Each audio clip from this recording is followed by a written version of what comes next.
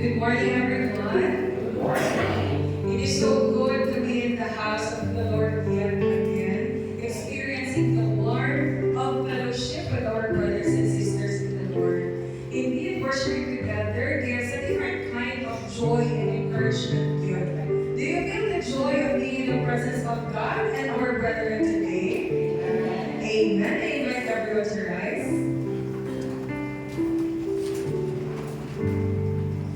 You know what we've done, and every day is a new story. Every day is a new battle. Especially living in the last days where so much is going on. A lot of unsettling events, disturbing political conditions, moral corruption, and chaotic situation that indeed challenges us as God's children. What we see and go through is real.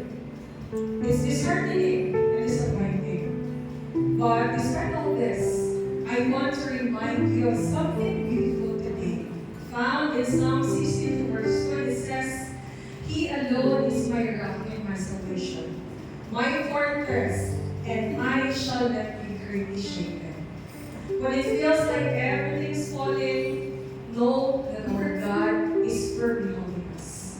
He is our rock, our present refuge.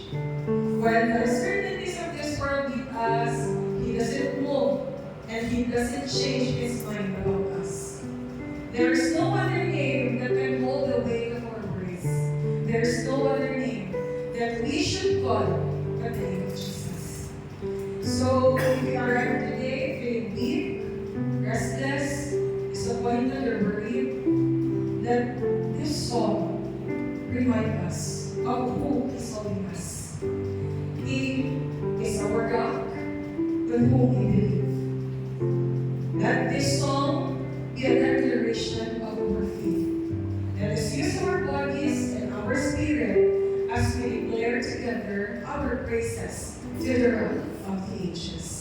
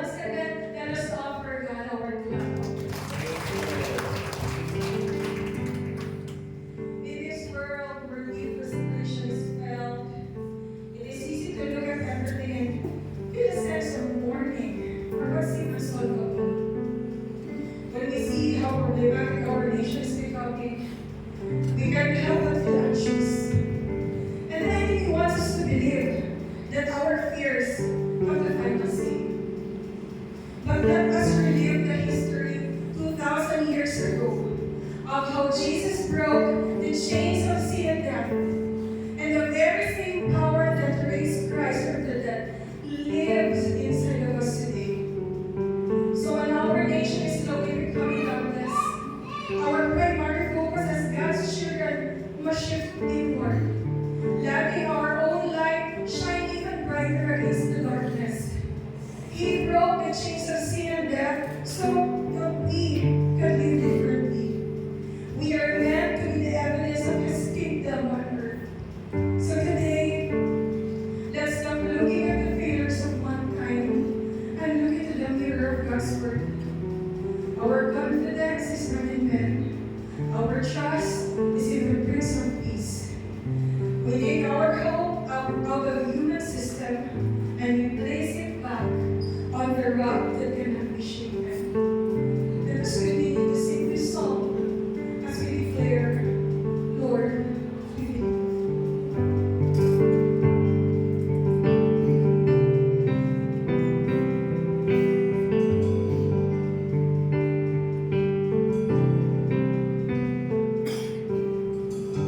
Jesus, hope of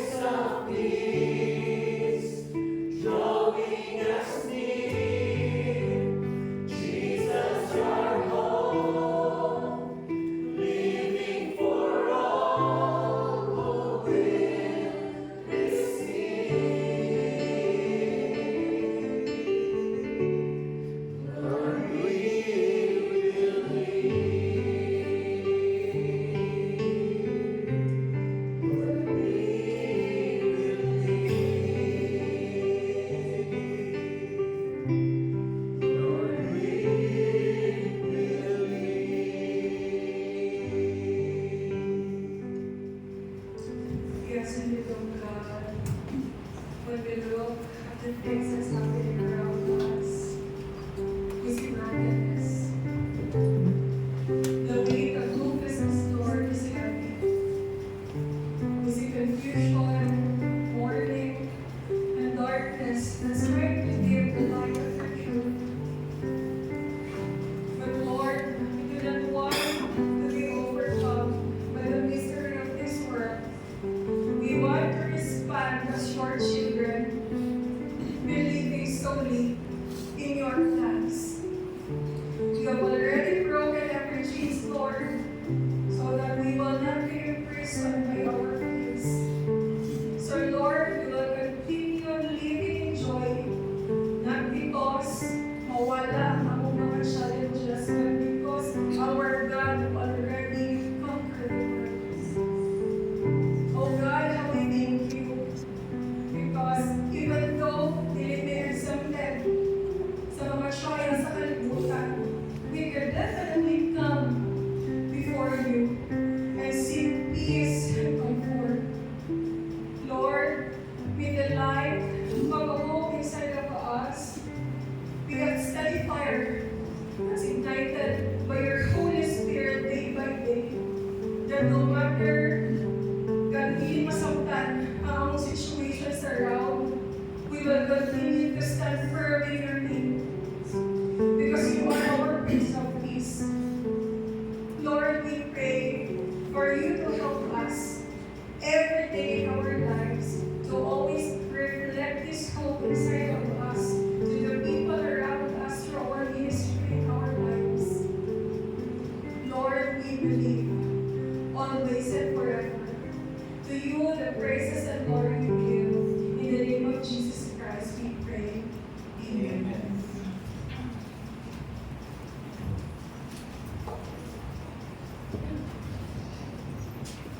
Blessed morning sa Morning. So, if you have the Bibles with you, we'll stand as the book of Hosea, chapter 8, from the start of the chapter, verses 1 to 14. Hosea, chapter 8, verses 1 to 14, and as I read the passage, nandun sa iyo.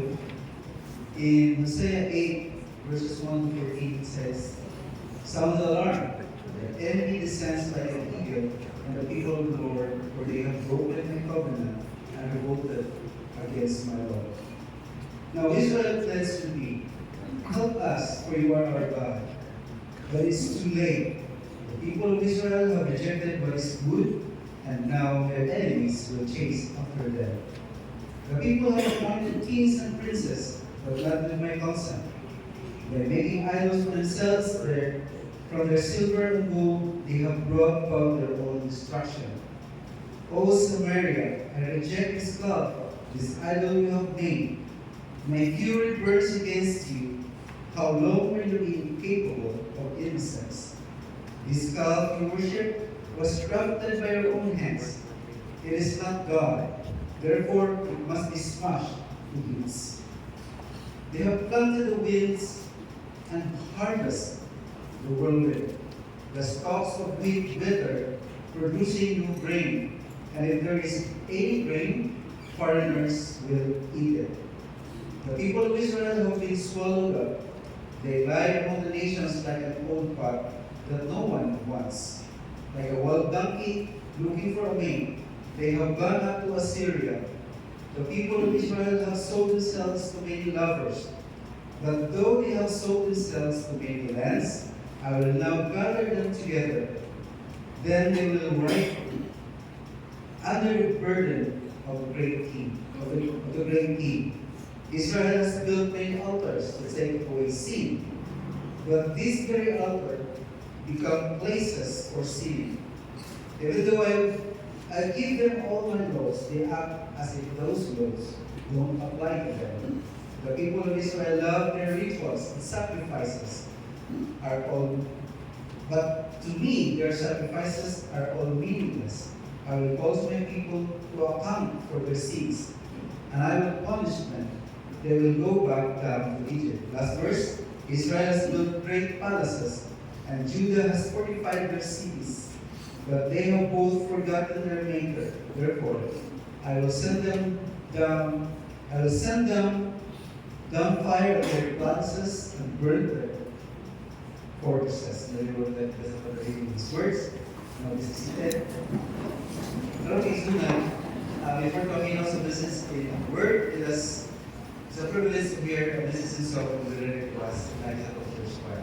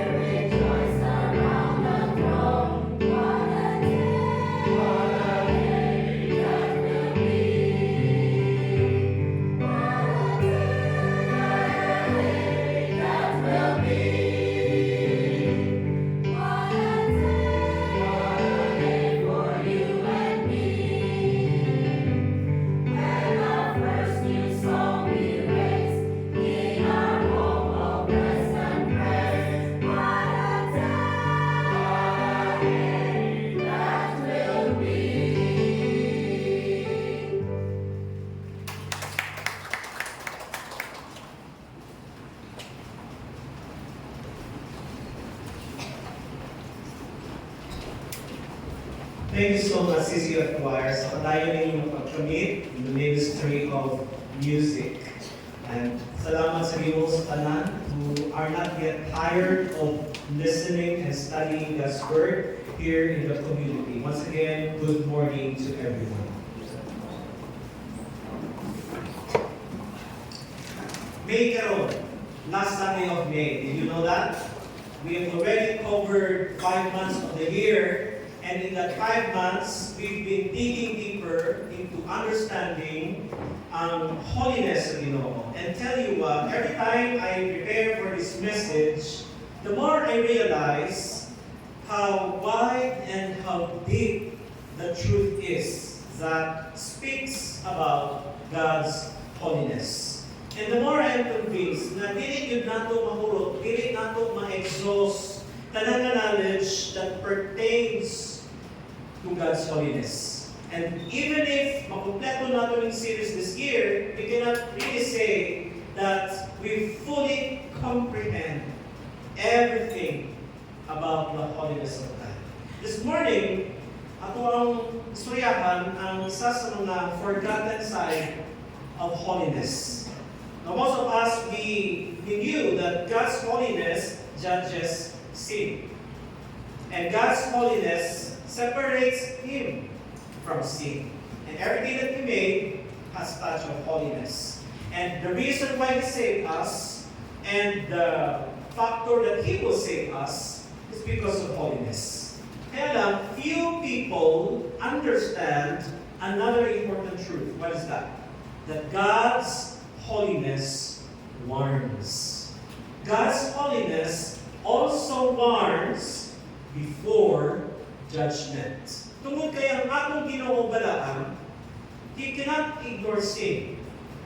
Dili pwede sa iyaha nga ang iyang mga anak keeps on enjoying and living a life of sin because they've already been saved by Him.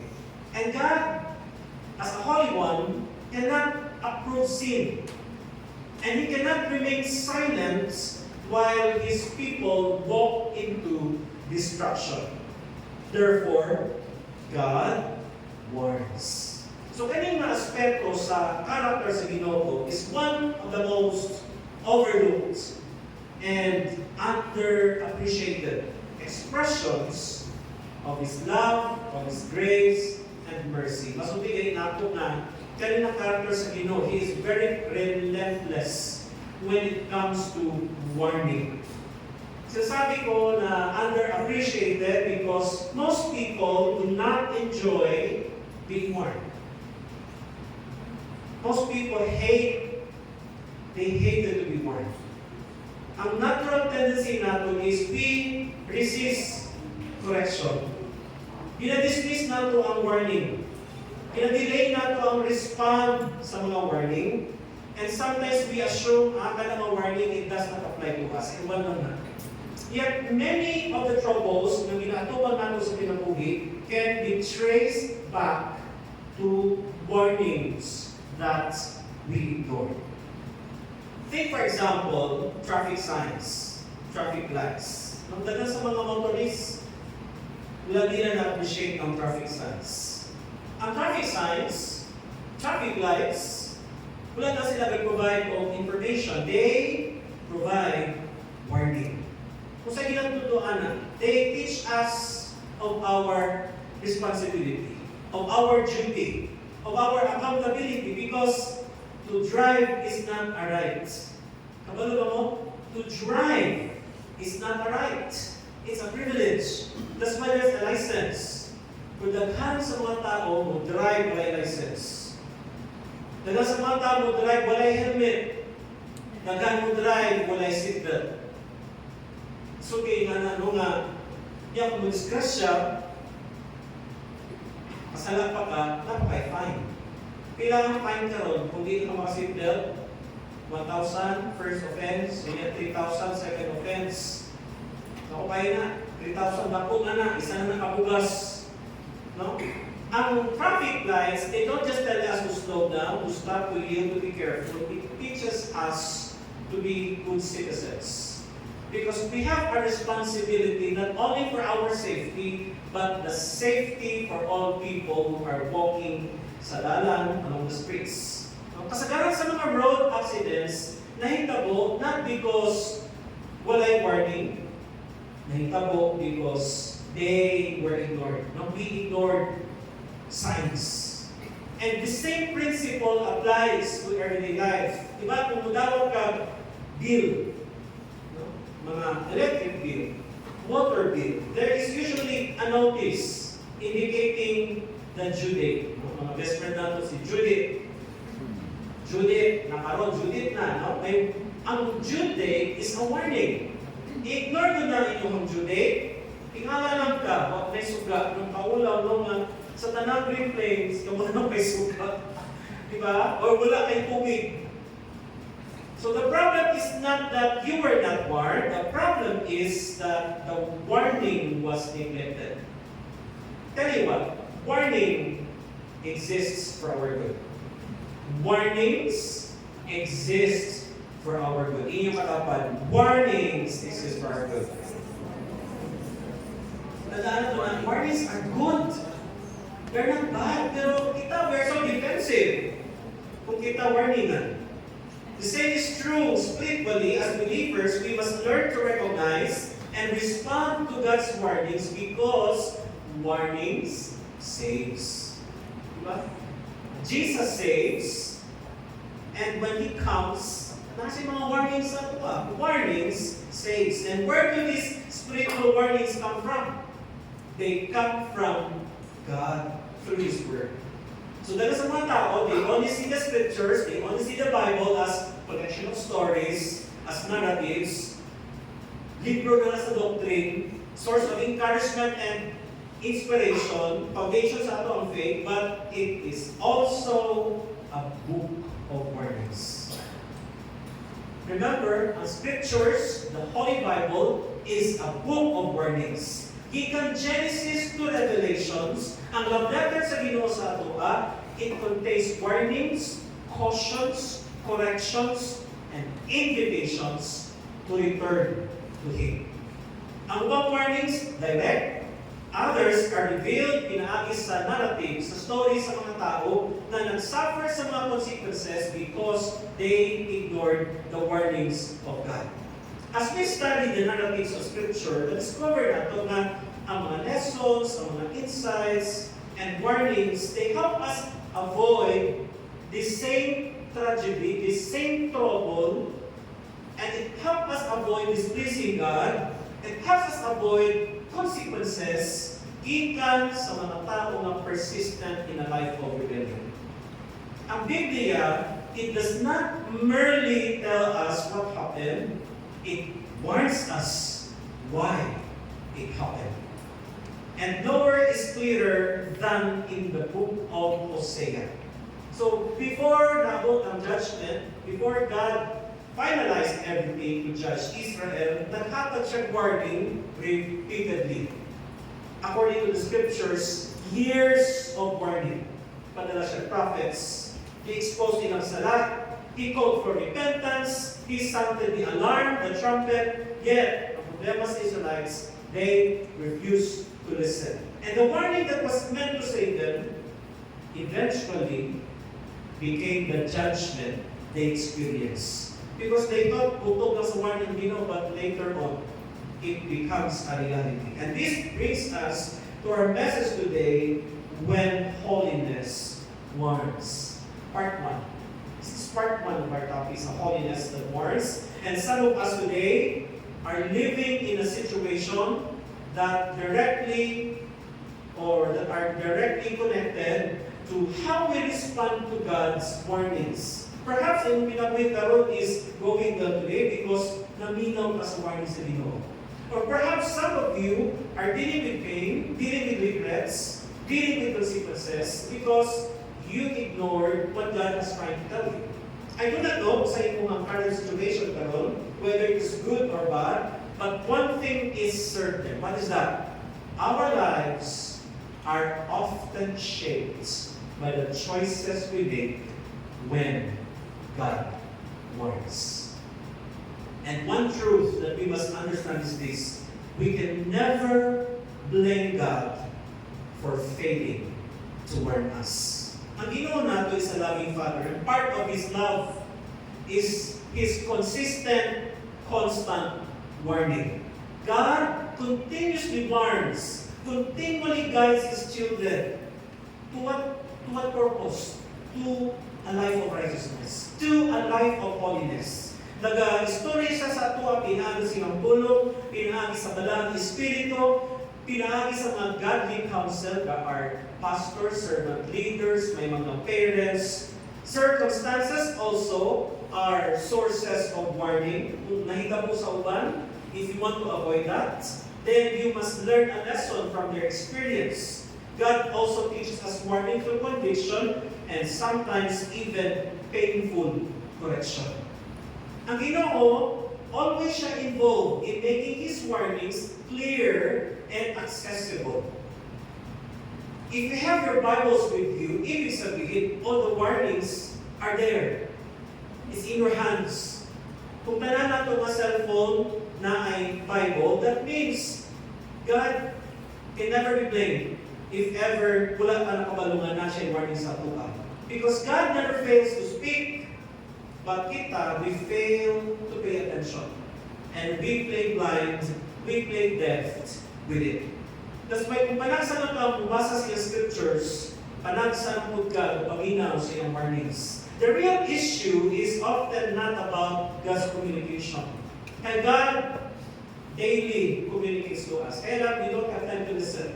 The problem is our response. Kasagaran, ang problema sa atua, we became more sensitive than sensible when we are confronted with truth. When we are confronted with warnings. When warnings expose something, wala din kang surrender. No? Defensive pa ta sa ato ang mali na ginahimo. We play as an attorney for our sin, and we ignore warnings. When correction challenges our decisions, kung saan na-feel natin kasagaran, offended pa ta. When God's instructions interfere with our desires, mangita tag rason para ma-dismiss ang warnings sa Ginoo. Sometimes, we do not merely ignore warnings. Sometimes, we are upset by it. And, yeah, I experienced that. I hear people before, especially sa dahil mga church na, they are discouraged in the church. Why? Because hindi na sila may ego sa message. But those are warnings. I think the problem is attitude. How you respond to the message. And some people are assuming na ako depende na ego ko. Special ko kayo gawin na ikaw pero ako na naman sa pag-imo sa message. You are not that very special. But the message is always for general application. But we resent people who give them. Usahay, we don't follow our parents, we don't obey them, because we thought we know better, but they give warnings. Kasi malagot na mas remind week. Kanya kung madisgrasya, kaki sa bulagan, hindi ka na. We reject counsel. No? Ang nature din nato, batasan din nato, not to accept warning. We treat warnings as interruptions. We treat warning as insult rather than a love, a concern for us. Example lang na magsuot og helmet. No, mga tao dito din ang helmet. Puso-puso pa padagan. So pag disgrasya, limpong tayo. Diba? Seatbelt is also important. Ako, seatbelt will go kay dakpan mo kaysa. Alin din kaysa kadwa. Suka-suka na ito. Yun, basta kahit lagi mo seatbelt, baba na lang ka. Away lang ito ka. Because ang 3,000 na po na siya, no? Kabayad ka sa LTO. No? So grabe kayo at kumpiyansa. Ang confidence level na ito taas na, di nangita mo sa ako ha. Sa one lang na, ako expert na po mo-drive. Nabayabang nga, marang kataluan mo yun, marang kabayot, na mo helmet, mo seatbelt. But we're talking here about obligation to the law. Again, driving is not a right. It is a privilege. And some people are laughing at warning, just like the time in Noah, people are laughing at him building an ark in the mountains and in dry season.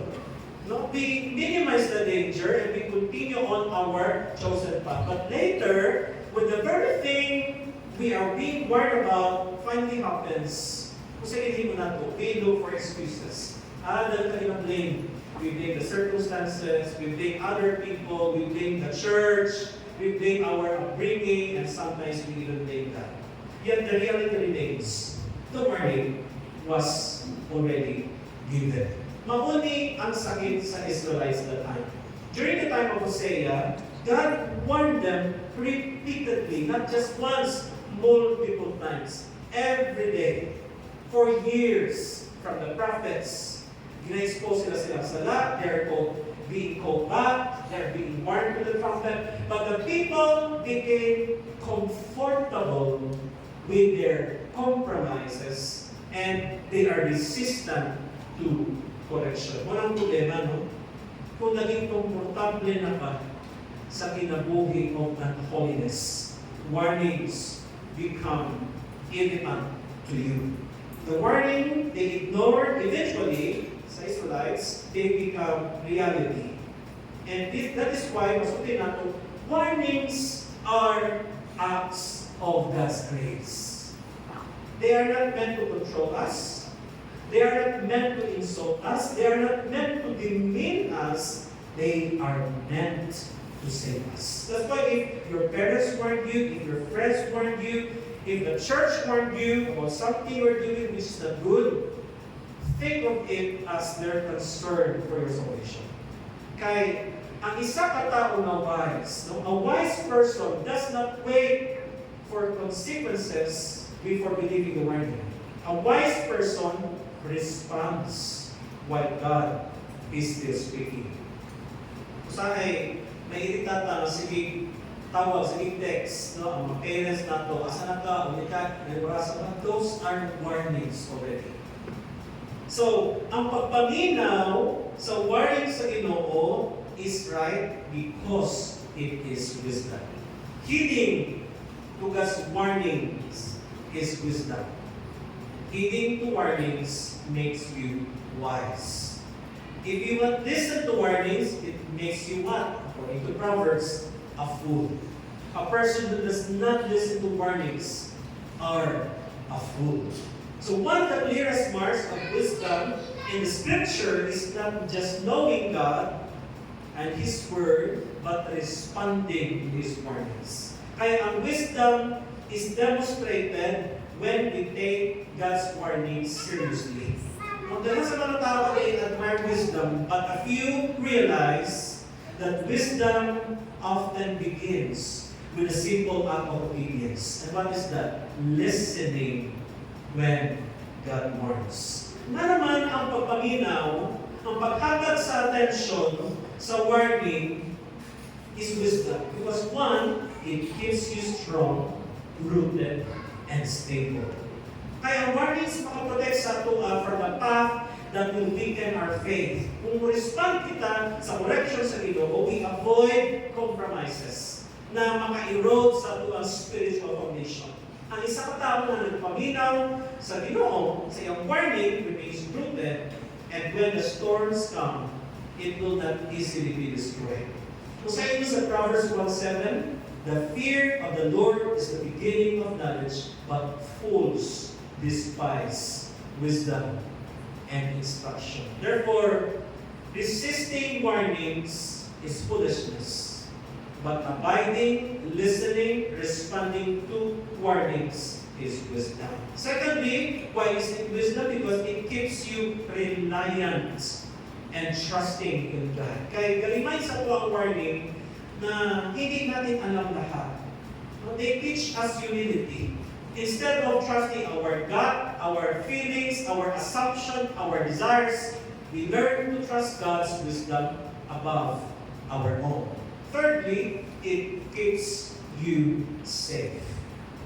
Not necessarily safe from hardship, but safe from unnecessary burdens and self-inflicted consequences. Then on self-inflicted, it's just because you did not listen and follow and respond to warnings. Dahil sa mga sakit sa kinabuhi, di rin na resulta sa persecution, but the result of ignored warnings. God warns because He sees dangers that we cannot see. Our parents warn because they see danger, and they feel danger, and they've been there, na wala pa nato na antuan. For it preserves your peace. Because when we walk in confidence, or we walk in obedience, ma-maintain nato ang composure nato in God. And we experience peace that comes from knowing we are walking within His will. And when you're walking within His will, you will be confidently living that whatever comes, the Lord will protect you. Now, many people nawala ilang peace because they ignore what God clearly told them to avoid. Step 5, nga naman wisdom because it keeps your relationship grounded in God. Whether it's a friendship, a family, relationship, God's warnings protect relationship from unhealthy foundations and destructive compromises. Ang instructions sa Ginoo, it's not meant to restrict us, but to establish relationship on truth and righteousness. And lastly, why is it wisdom? Because it preserves your communion with God. Ang pagpamina sa warning sa Ginoo, mao'y makatabang sa pag-maintain sa fellowship with God and with His people. Ang warnings, kasagaran, are invitations to deeper intimacy. Kaya if you would reject warning, ibig sabihin, you want to distance yourself from the standards of God. So when we respond, our hearts remain sensitive. Our hearts remain teachable and receptive to His voice. That is what great men and women of faith did. Naman nakalahutay sila, like Abraham, like Noah, like Joseph, like David, Hosea, the prophets, and even the apostles. Naman nakalahutay sila, even though they are not perfect, because they are responsive to the wording of God. When God spoke, they listened. When God warned, they adjusted. When God instructed, they obeyed. And this is why they remain useful in God's hand. Yet, kung tanawan nato sa Scripture, ma-discover nato ang tinuod na reality. What is that? Among many who claim to belong to God, only a few truly pay attention to His warnings. We can really say that not every believer listens to warning. Did it accept that ano? So we don't pay attention. Ang disciple manggani, wag naminaw. Remember Judas? In their communion, Jesus warned, one of you will betray me. And eventually, we betray him. So those who continually ignore God's warning, kasagaran, they distance themselves not only from God, but also from people, from relationships, from communities that God uses to keep them accountable. So, di ba, may mga tao sa nagtingalan, ano nawala naman sila? Because they embrace compromise. When they become uncomfortable with God's word, what comes next? They become uncomfortable with correction. And when you are uncomfortable with correction, you are accountable or you are uncomfortable with accountability. When you are not comfortable with accountability, you will be uncomfortable with people who remind you of God's word. That's why there are people who leave church because they don't want to be accountable to God's word. Not necessarily because they were rejected by the church, but because the church constantly reminds them of what they are resisting. That is exactly the reality we encounter in Hosea. No? Israel, they first rejected God's covenant, and then they rejected God's commands, and then they rejected God's prophets. And they rejected God's entire way of life. So, physical separation came later. Nagpalayo sila sa Ginoo. And before nagkaroon ng physical separation from the Lord, spiritual separation came first. If there are people who distance from the church, it's because first of all, they distance themselves from the Lord. That is an important distinction. However, si Hosea, he remained receptive. While ang nation, nagpalayo sa kinabuhi na sa Ginoo, they compromise, Hosea embraced the teachings of God. And because nagpabilin siya na sensitive to God, he became both the life and the voice na nag-warning sa Israel before judgment came. So, ang tragedy ni Hosea is not that God failed to warn His people. The tragedy is that the prophet was listening, but the nation was not. That's our problem. It's not that the pastor does not speak, it's just we don't want to listen. Kung saan ang warnings sa Ginoo sa Israel before the warning became a reality? Kung balikan nato Hosea 1 to 3, the warning of a broken marriage. And we are talking here about a marriage ni Hosea with Homer. And that relationship is a symbol of the relationship of Israel to God. God was saying, the way Homer treats Hosea is the way Israel is treating him. So what was the warning there? There's spiritual adultery, covenant unfaithfulness, and idolatry, or loving other gods. The people should have looked at Hosea's life and asked, are we doing this to God? But they did not. The second warning is in Hosea 4. That is the warning of lost intimacy. He exposed sa Ginoo ang root sa problema. Ingunia, there is no faithfulness, no love, no acknowledgement of God in the land.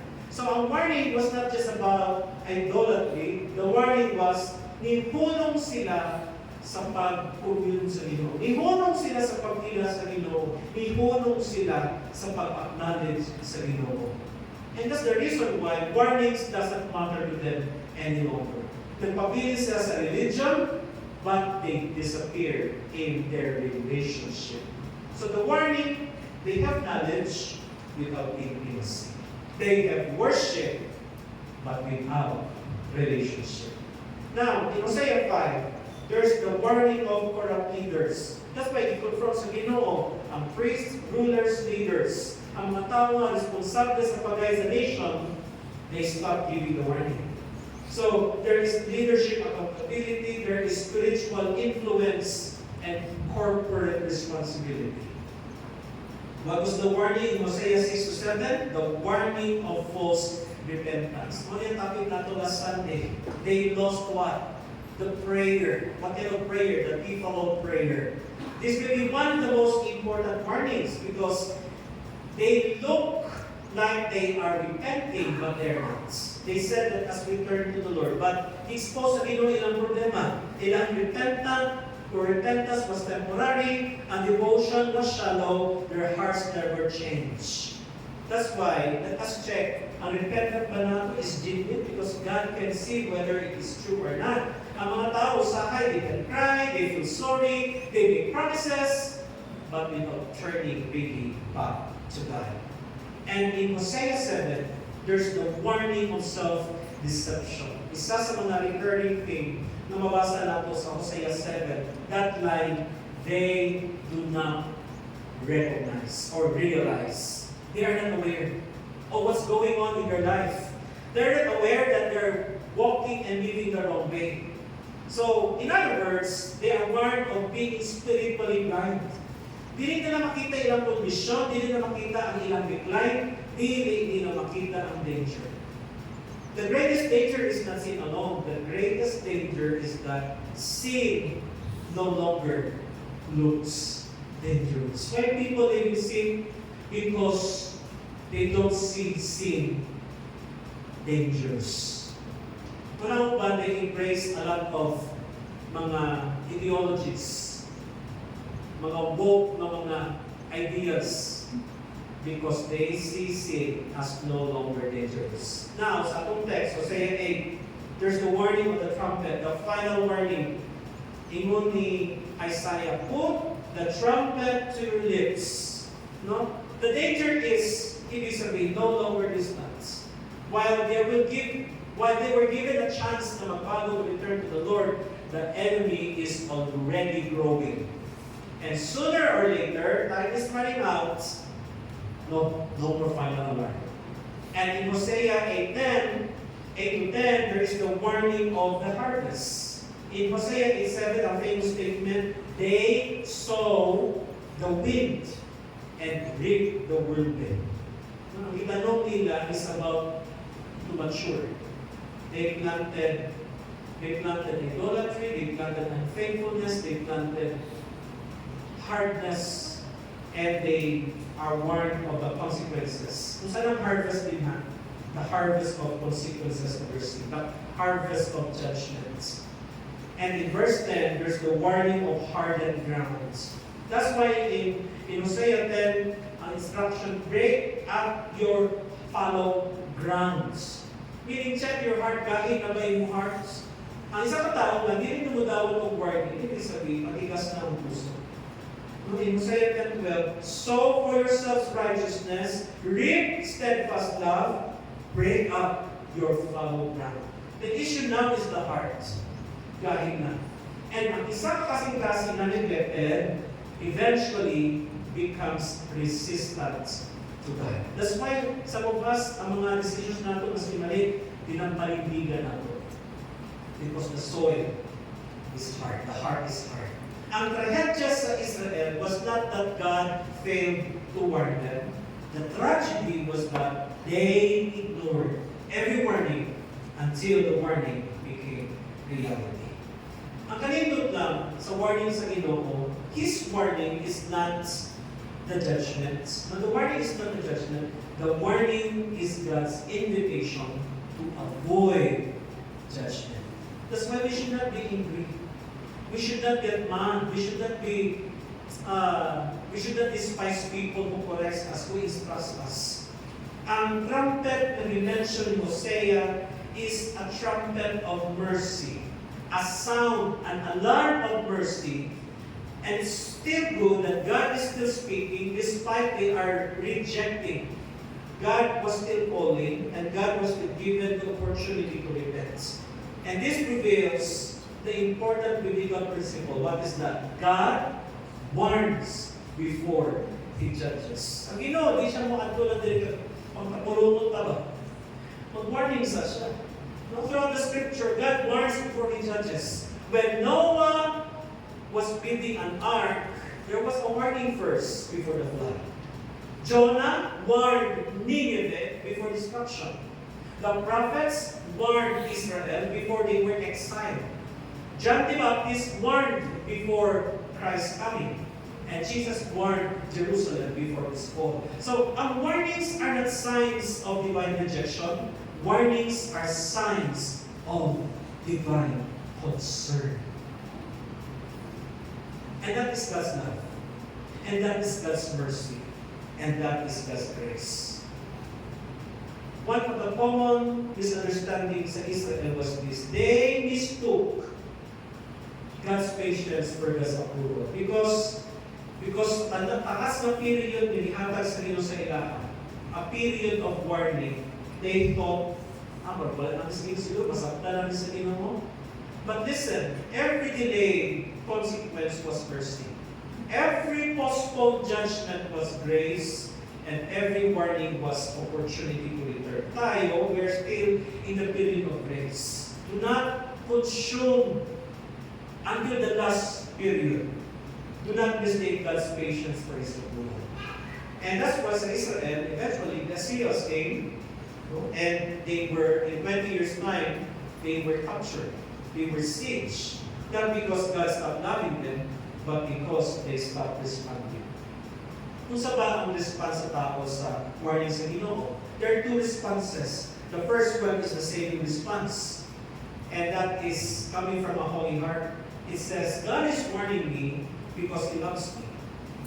Therefore, if that is your mindset, if that is the setting of your heart, you see warning as conviction.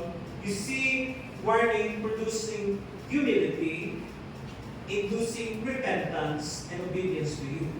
That's why warnings become salvation. Katulad ng isang driver, nakita niya ang warning sign sa cliff. Nakasimangot siya. Wala siya nahulog sa cliff. The sign saves his life. But the other response to warning is the deadly response.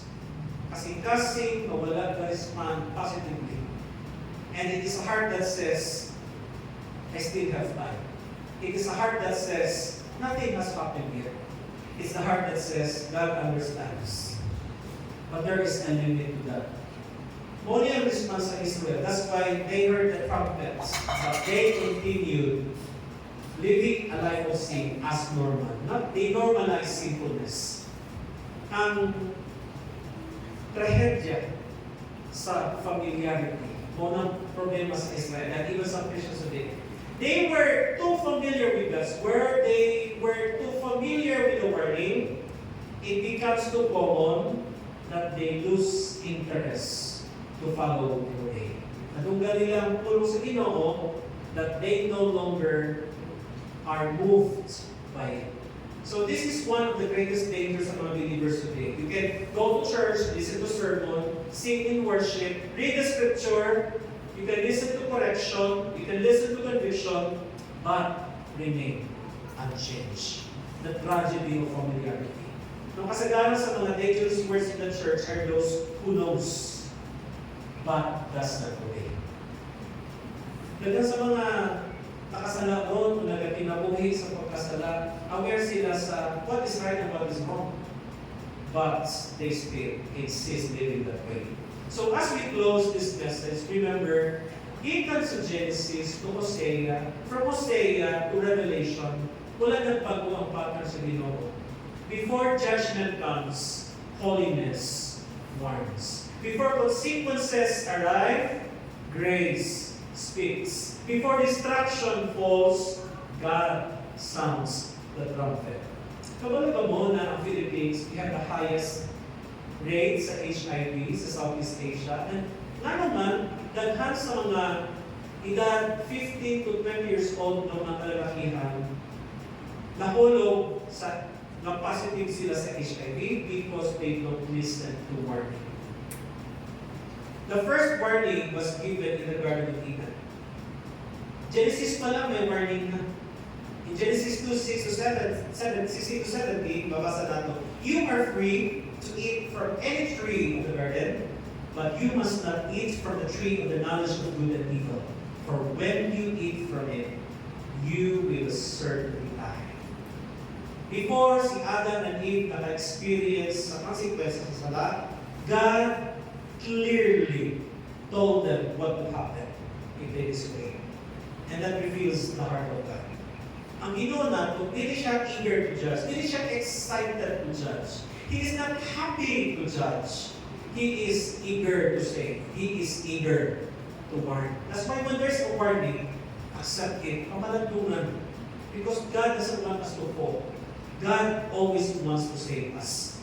Throughout the scripture, ang Ginoo, He continuously reaches out to His people through His word, through His prophets, through His servants, through His Spirit. Na naman nag-warning sa Ginoo? Ang Ginoo nag-warning because He loves. Na naman nag-warning ang Ginoo? Na naman nag-correct because He cares.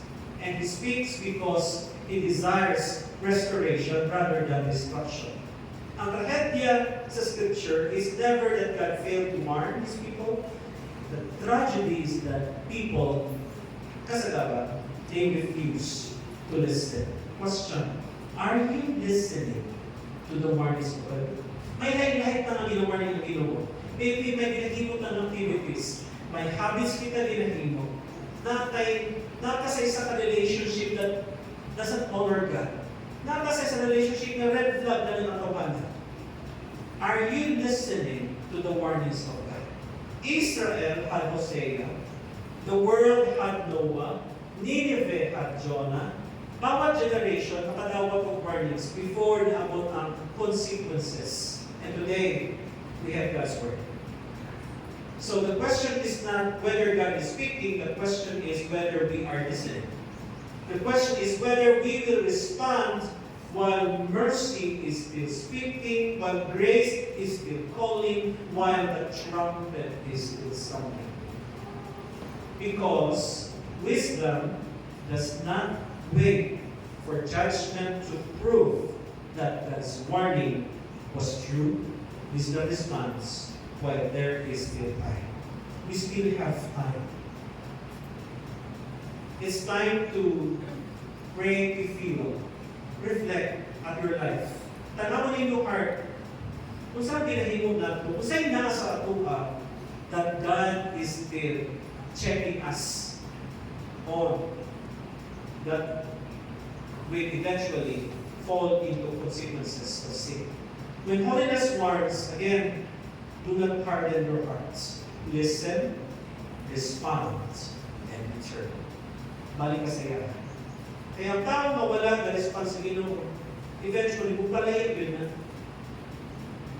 Pupalayo din na sa Ginoo. The reason why God warns because He doesn't want to see you drifting away from Him. For the warning of God is the absence of grace. It is grace giving us one more opportunity to walk in righteousness before the consequences of sin become our reality. Huwag natin antayin na maging reality ang consequences of sin. While there is a warning, think about it. Reflect on it. Let us take time to allow the Holy Spirit to assess once more our lives.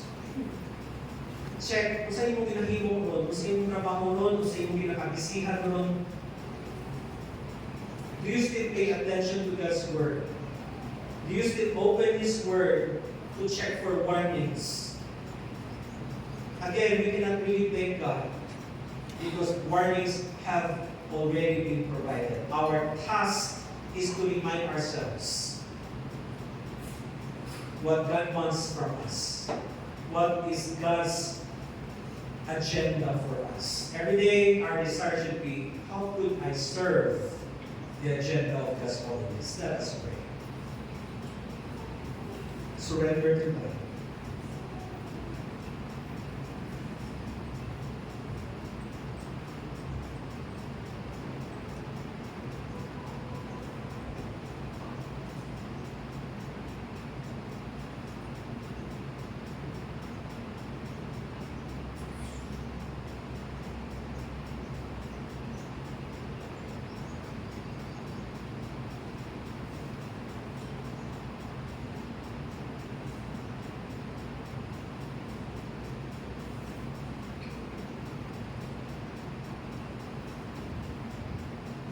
Pasaylo ni Ginoo ay mali ang among panglantaw sa imong pulo, sa imong mga warnings sa among kinabuhi.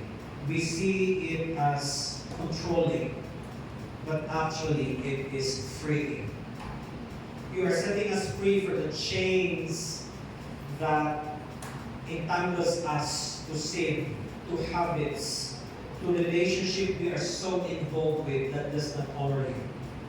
Thank you, Lord, because your deep love is ingrained in your warnings, giving us opportunities to break free from the things that will eventually we will experience if we will not respond to your warnings. Thank you, Lord, because you are the God that saves and the God that sets us free. And the liberty that you've given us is wisdom that comes from you. Forgive us for being so hard-headed. Tigas ang puso namin. And we try to taste the ways of the world rather than the ways of holiness. Continue, Lord, to warn us and set us free from the bondage of sinfulness and hard-headedness. In Jesus' name, amen.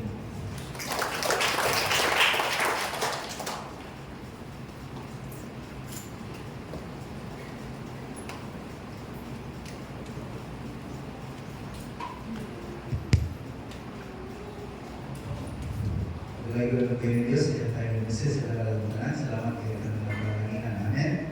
Amen. Praise the Lord, because God is so good. That the message, through is the application of God's grace and great. May I read the passage of Scripture. That in brief, this is Matthew 6:19-21, Amen.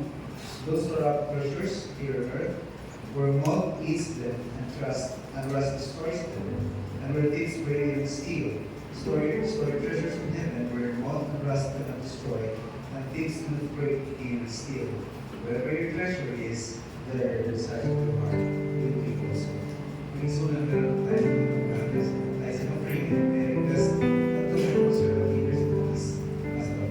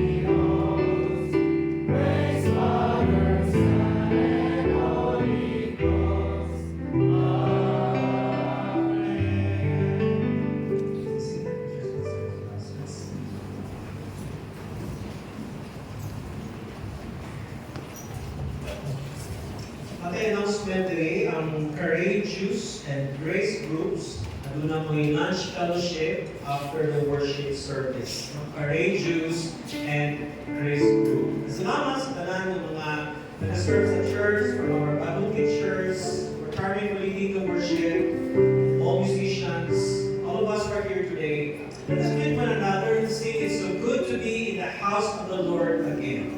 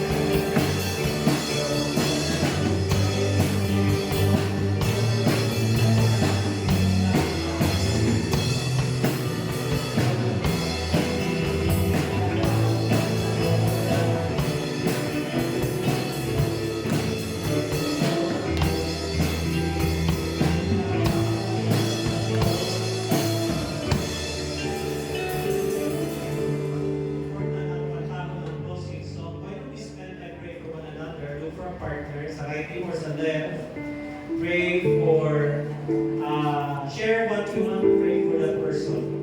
Kasi kung pagbuhan na siya, matatapan niyo. Spend time and take a minute to pray sa iyong mga concerns sa kinabuhi.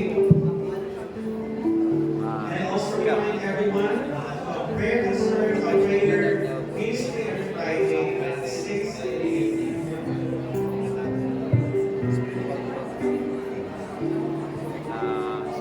Please pray for application of God's Word every day na encounter nato meditation.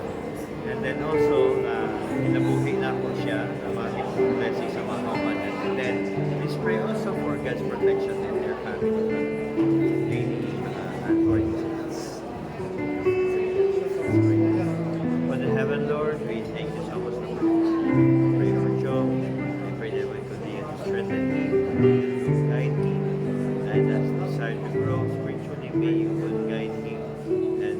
help him be able to apply your word in his life. I pray that you would carry him, Lord, away from his dangers. I pray that you would meet his needs every day. I pray, Father, Lord, for the family, for the parents, for his good health, and keep him away from everything.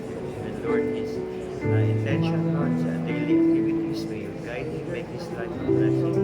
And above all, Lord, I pray that you would grant them that excitement to serve you, Lord, in the For morning. giving them the And opportunity live up all the to riches of share and carry each other's burden. We know your heavens are open for their desires, their plans, and their goals. May you direct them, Lord, to your ways and to your agenda. In Jesus' name, amen. Let's sing our closing song.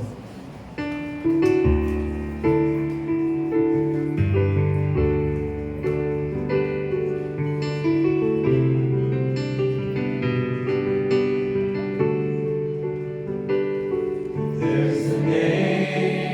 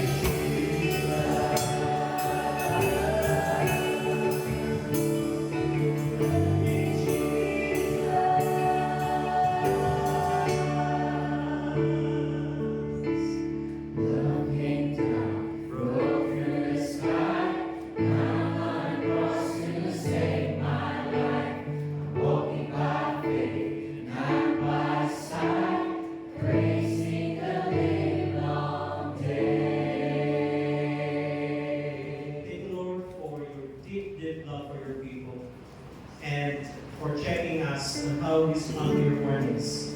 They are eventually your saving knowledge, awareness for us, so we will walk according to your will, according to your standards, according to your agenda. And you don't want us to walk distant from you. You want us to journey side by side with you.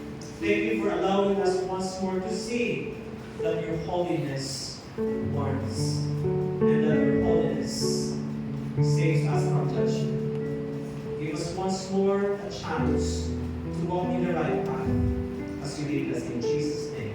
Amen.